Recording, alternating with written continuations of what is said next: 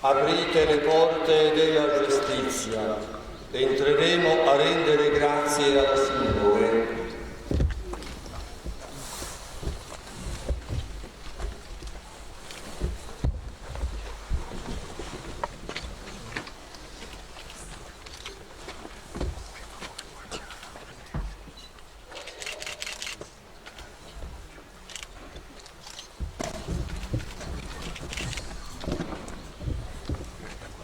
È questa la porta del Signore, per essa entriamo per ottenere misericordia e perdono.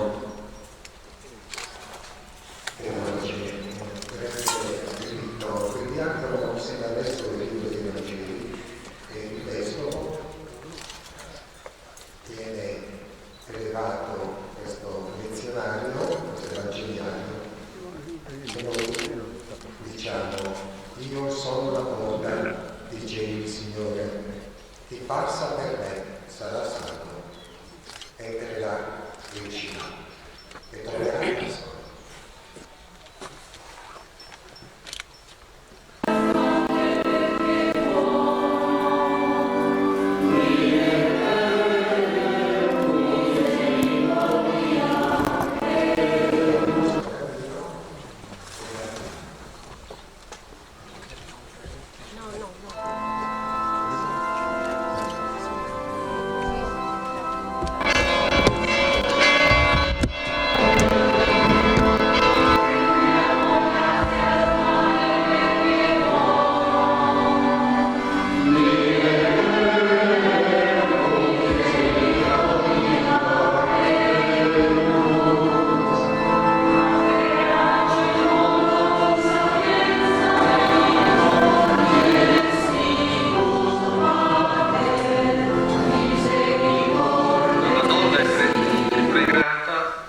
Madre della misericordia. Come percepiamo la sua maternità? Gandhi ha detto che se uno parla forte o urla, lo sentono tutti. Se parla sottovoce, lo sentono quelli che gli stanno vicino. Se sta in silenzio, lo ascolta solo chi lo ama. Noi stiamo spesso in silenzio, se non altro perché non abbiamo parole per esprimere il nostro dolore o la nostra meraviglia. Le tragedie e le gioie, la nascita e la morte, il più delle volte ci lasciano senza parole. I silenzi nella vita di tutti sono molto più frequenti delle parole. Quante ore di solitudine nella nostra vita, quante lacrime in silenzio. Le lacrime non hanno alfabeto, non hanno vocale, ma se sono toccate dal sole diventano perle. La presenza di Maria nella nostra vita è come un raggio di sole che trasforma in perle le lacrime dei nostri lutti, dei nostri malanni, delle nostre solitudini, perché è l'unica persona che sa interpretare il nostro silenzio. Semplicemente perché ci ama come figli. Siamo buoni o cattivi, siamo sani o malati, siamo ricchi o poveri. Lei non ha bisogno delle nostre parole per capire le nostre vere necessità e il nostro vero bene. Ha bisogno solo del nostro cuore, dei nostri sentimenti, soprattutto di quelli che non potremmo mai esprimere con parole giuste. Lei è la Vergine del silenzio, custodiva tutto nel suo cuore, sia le lodi e i canti dei pastori che gli insulti e le offese dei capi del popolo e dei farisei. Ci insegna perciò a custodire il segreto di Dio nelle vicende tristi della vita, quando pensiamo che Dio sia girato dall'altra parte e non si prenda cura dei nostri mali e delle nostre sofferenze.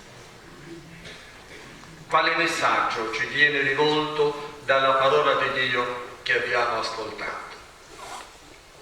Il Vangelo oggi ci chiede di comportarci come i pastori, ossia diventare da persone annunciate a persone annunciatrici.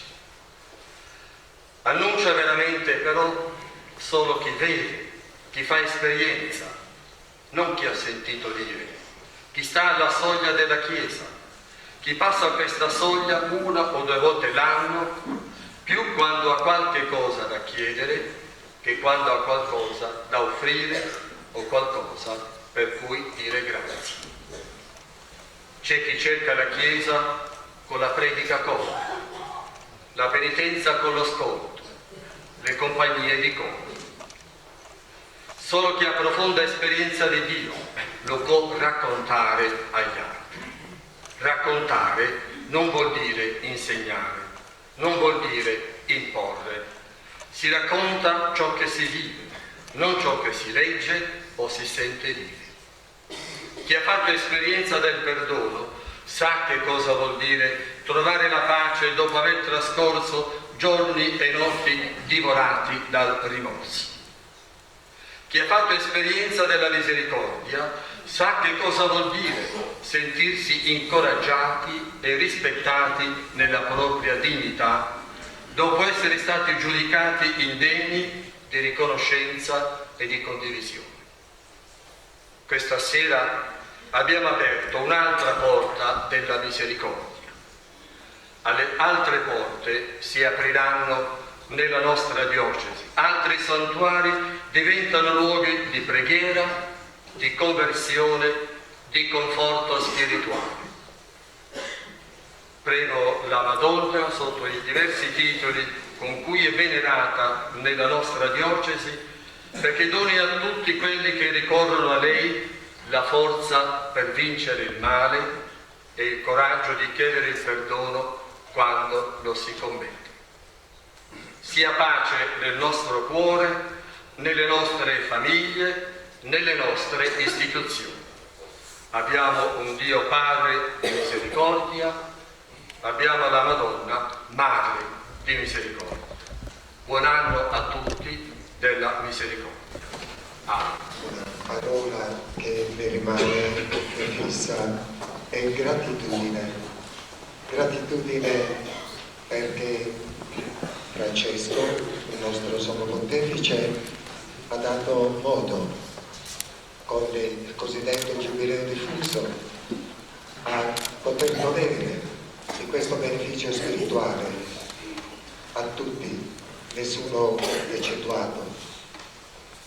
Un grazie poi all'interno della nostra diocesi per il nostro vescovo che ha scelto tra i vari santuari e comunità religiose della nostra diocesi questa basilica che è intitolata alla Dei Genitris Mariae e quindi Maria genitrice, e oggi celebriamo questa festa, questa solennità, ma essendo basilica minore è anche collegata a Roma e proprio oggi c'è un'altra apertura, l'apertura della porta della misericordia della basilica di Santa Maria Maggiore, quindi un collegamento importante noi ricordiamo, almeno la nostra comunità, la mia comunità qui di Bonarcado, ricordo ogni volta che quando c'è una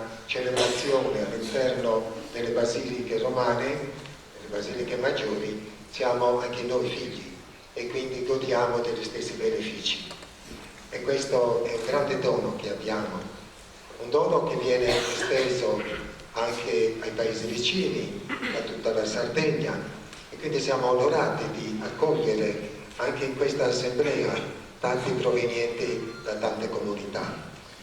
Ringrazio i miei non colleghi, ma invece sacerdoti che sono ministri con me delle nostre comunità.